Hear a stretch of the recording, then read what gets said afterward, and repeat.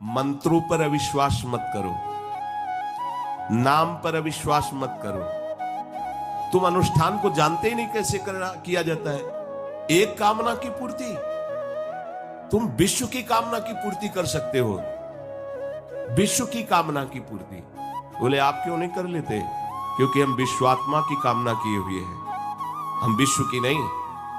हम जिस बात की कामना किए हुए उसके लिए विश्व का विस्मरण करना है। मन मन की रुचि जान नेह विधि अनुसरे।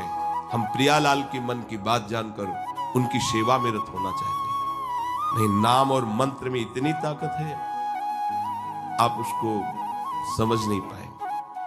आप विचार करके देखिए, जब कोई पवित्र अनुष्ठान कोई राक्षस करता था तो बहुत पहले से ही वो मदिरा त्याग देता था, मांस खाना त्याग देता था, दूसरे की निंदा करना त्याग देता था, अपवित्रता का त्याग कर देता। परम पवित्र ऋषियों की तरह होकर वो तब अनुष्ठान करता था। यद्यपि वो जगत विनाश के लिए अनुष्ठान होता, पर उसके लिए भी पवित्रता की ऐसी आवश्यकता थी।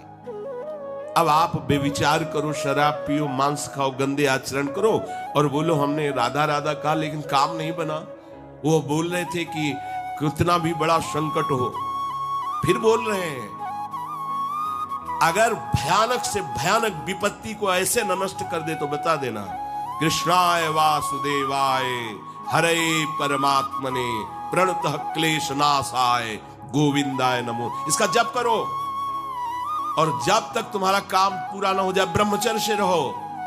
झूठ मत बोलना, मदिरा मत पीना, मांस मत खाना, और ना काम हो जाए तो मैं बताना कि भारी से भारी विपत्ति का नाश करके भगवान श्री कृष्ण का आश्रय उसे ऊंचे उठा देगा, इस जगत की धरा से उठा देगा। विश्वास नहीं?